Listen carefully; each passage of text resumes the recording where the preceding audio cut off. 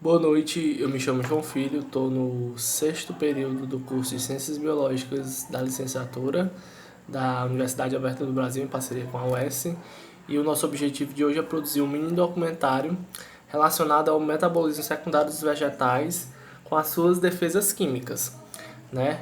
A gente vai procurar abordar, focar esse mini documentário nas substâncias terpênicas, nos alcaloides e nos compostos fenólicos em plantas típicas da região da abrangência do polo. Bom, nosso polo é o polo de Maranguape. Os arredores é bem característico de plantas de médio, grande porte, mas eu procurei focar numa planta bastante conhecida da população e uma planta também adaptada ao ambiente doméstico. Ou seja, essa planta ela pode ser cultivada e ser mantida em casa, né, dentro de casa. E a planta que a gente vai trabalhar nesse nosso mini documentário é a babosa. Bom, a gente vai dividir sim, esse mini documentário vai ficar na seguinte divisão. Eu vou primeiro falar um pouco da babosa, certo? E vou dar uma focada nas substâncias que são substâncias terpênicas, alcaloides, os compostos fenólicos. Em seguida a gente vai para um orquidário, onde lá eu tive a oportunidade de chegar, pegar a babosa, e a gente vai falar um pouco da babosa lá no orquidário. Então, fique conosco, que a gente vai começar agora falando um pouco da babosa. Vamos lá, pessoal, vamos começar a fazer fiz um apanhado aqui do que seria a babosa para a gente conhecer um pouquinho dos benefícios que a babosa tem. A babosa, ela é conhecida popularmente como esse nome babosa, só que ela é da família, né, pertencente falando mais corretamente, a espécie dela é Aloe sucotrina, Aloe sucotrina e Aloe vera. Essas duas são duas das centenas de espécies de plantas conhecidas popularmente como babosa. Então, se você tem uma babosa na sua casa, ou ela vai ser uma aloe sucotrina ou vai ser uma aloe vera, certo? Elas são amplamente utilizadas em produtos para a beleza e para a saúde, tanto para o uso externo como o uso interno, por causa das reconhecidas propriedades medicinais. É uma planta que tem um grande potencial medicinal. Tanto o gel, esse gel que ela libera, é importante o uso externo, né? Na pele, na nossa pele, casco, a cabeça, né? E o sumo para o uso interno, são utilizados de suas folhas. E a planta ela pode ser facilmente, como eu falei anteriormente, ela pode ser facilmente cultivada em casa. E foi um dos pontos positivos que eu encontrei falar da babosa, porque geralmente é uma planta que vai ser fácil de se adaptar, é uma planta doméstica, né? E que pode ser facilmente cultivada em casa. O gel é particularmente eficaz no tratamento tópico de queimaduras, escoriações, psorias e outras doenças de pele. Enquanto o suco da babosa, ele é utilizado principalmente como imunomodulador, desintoxicante e para problemas gastrointestinais. Ou seja, a gente já tem aqui ações no processo imunológico da nossa fisiologia, nós temos aí ações desintoxicantes, né? Atuando aí, essas ações desintoxicantes vão estar envolvidas com problemas nos problemas gastrointestinais, vão atuar na desinfecção do nosso trato gastrointestinal. Nós temos também uma série de benefícios, eu separei alguns benefícios. Esses benefícios do uso da babosa para anti-rugas, é considerado anti-rugas natural. A gente falou também que a babosa é uma potencial planta medicinal, então ela vai estar o uso de gel, a partir do suco, sempre vai estar atuando aí em melhorias na parte, buscando melhorar a parte medicinal. Vamos ver, essa babosa, a planta vai trabalhar anti-rugas natural, no tratamento de caspas, queimaduras, ressecamento da pele, no frio, ela também atua como hidratante. Cuidar dos cabelos, popularmente ela é conhecida, aquele shampoo de babosa, tá com problema de queda de cabelo, o pessoal considera muito o uso do shampoo de babosa. Atua na abertura dos poros, no crescimento do pelo, né? Bastante eficaz. Em irritações cutâneas e manchas na pele. Vamos aqui dar uma olhada na parte do trato gastrointestinal que eu falei, dei uma falada com vocês, em um estudo lá no Reino Unido, em 2004, alguns pesquisadores deram ao grupo de pessoas com colite ulcerativa um tipo de doença inflamatória do intestino. O intestino vai inflamar e essa inflamação é conhecida como colite ulcerativa. Então eles induziram essas pessoas a terem colite ulcerativa e eles deram para essas pessoas o sumo, né, o suco de aloe vera, que no caso é a nossa babosa, para beber 2 vezes por dia. Depois de apenas 4 semanas houve melhoras. Quem tomou desse suco teve uma potencial melhora, né, nos participantes que tomaram esse suco da babosa, em comparação ao grupo controle, que não tomou. E aí foi que a babosa ficou conhecida com as suas propriedades anti-inflamatórias, e aí começou a surgir, deu pontapé inicial para surgir as pesquisas para a babosa. Outro ponto que eu também escolhi foi porque ela é muito conhecida, muito famosa na nossa região, está ao redor do nosso polo, lá em Maranguape, e essas propriedades anti-inflamatórias é devido à ação dos mucopolissacarídeos contidos nela, né, no aloe, e que pode ser usado em problemas muito comuns, no caso como a colite, gastrite e outros tipos de inflamações. Agora a gente vai dar uma pegada na parte química, né? A gente vai dar uma olhada na história dos metabólitos secundários, na parte de cultura, a gente vai dar uma olhada no geralzão a respeito dessa parte.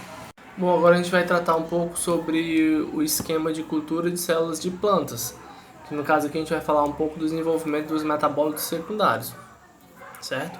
Eu peguei aqui um trabalho intitulado A Produção de Metabólitos Secundários em Culturas de Célula e Tecido de Plantas, e a gente vai procurar saber um pouquinho o que são esses metabólitos secundários que atuam nessa cultura de células, certo? A produção de metabólitos secundários empregando cultura de células de plantas vem sendo amplamente estudada, ou seja, desde que o pessoal começou a ver o potencial medicinal da babosa, então deu um pontapé para o desenvolvimento de várias pesquisas. As plantas que produzem compostos bioativos são frequentemente obtidas a partir de uma coleta predatória e indiscriminada. Vila Real citou isso lá no ano de 1997. E por esses motivos, as pesquisas visando a produção desses metabólitos secundários em cultura são vantajosas tanto do ponto de vista ecológico como econômico. Então é importante, no caso do pressuposto da nossa babosa, que ela dê um retorno, né? Um retorno medicinal valoroso, considerado, e que seja de fácil acesso, né? Que seja baseado no ponto de vista ecológico, que não seja predado, não acabe com a babosa, que ela continue sendo cultivada e atuando também na economia, porque vai ser de fácil acesso, não vai gerar tanto custo para a pessoa se beneficiar dos seus resultados. Como um sistema experimental, a cultura de células das plantas fornece uma série de vantagens sobre os estudos com plantas íntegras, incluindo a geração do material necessário para os estudos em torno de 1 ano, células indiferenciadas no estágio de desenvolvimento das células relativamente uniforme, a ausência da interferência de micro-organismos e, mais importante, o ciclo vegetativo reduzido. A cultura de células de plantas pode sintetizar grandes quantidades de metabólitos secundários, ou seja, a cultura das células elas podem estar ali sintetizando grandes quantidades de metabólitos secundários dentro de um período de cultivo de 2 semanas, sendo que isto é muito favorável em relação à produção da planta, para as quais o espaço de tempo para o acúmulo desses metabólitos pode variar. A gente tem uma variação, vai variar de planta para planta, né? Na cultura de células de plantas, a taxa de biossíntese podem ser aumentadas, facilitando grandemente aí o desenvolvimento desses metabólitos.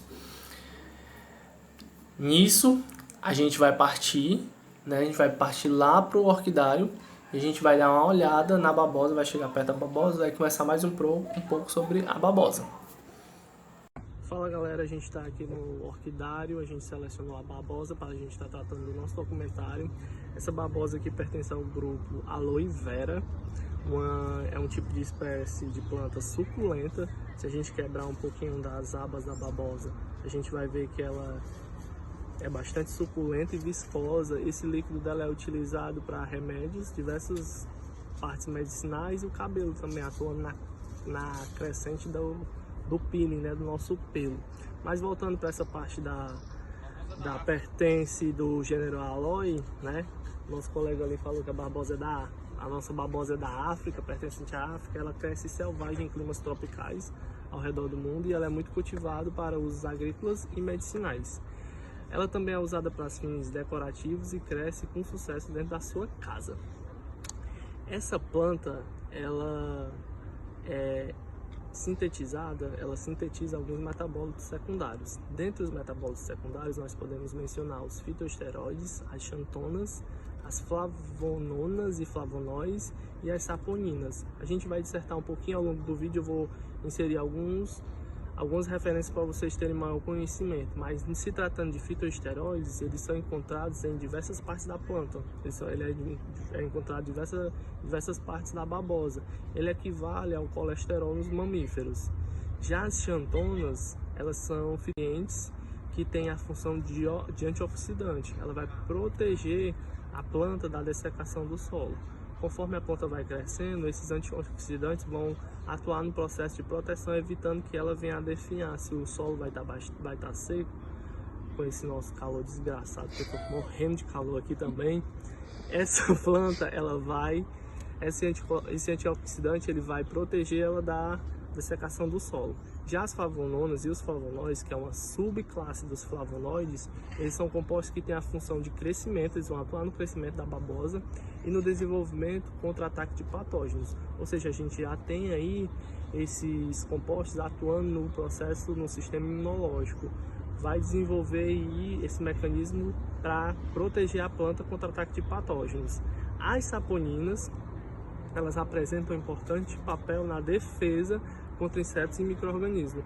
Ou seja, a saponina vai manter essa planta presa ao solo, vai fazer com que ela se desenvolva, se adapte também em vasos, que vai ficar também atuando na decoração da sua casa, e ela vai proteger, ela vai trabalhar no processo atuando contra insetos e micro-organismos que podem se infestar e predar a planta, né? Aqueles manchas amareladas que fungos ou insetos, geralmente formiga, também vai estar atuando no processo de interrelação.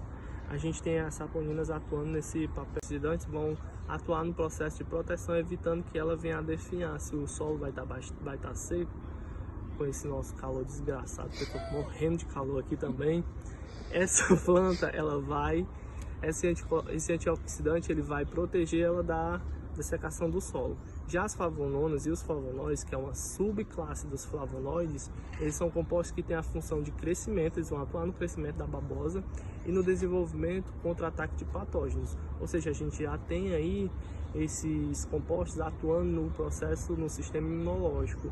Vai desenvolver aí esse mecanismo para proteger a planta contra ataque de patógenos. As saponinas, elas apresentam um importante papel na defesa contra insetos e micro-organismos. Ou seja, a saponina vai manter essa planta presa ao solo, vai fazer com que ela se desenvolva, se adapte também em vasos, que vai ficar também atuando na decoração da sua casa, e ela vai proteger, ela vai trabalhar no processo atuando contra insetos e micro-organismos que podem se infestar e predar a planta, né? Aqueles manchas amareladas que fungos ou insetos, geralmente formiga, também vai estar atuando no processo de interrelação. A gente tem as saponinas atuando nesse papel, trabalhando na defesa contra insetos e micro-organismos. Então é isso, pessoal, a gente vai entrar com as referências para vocês darem uma olhada e mostrar algumas imagens da babosa.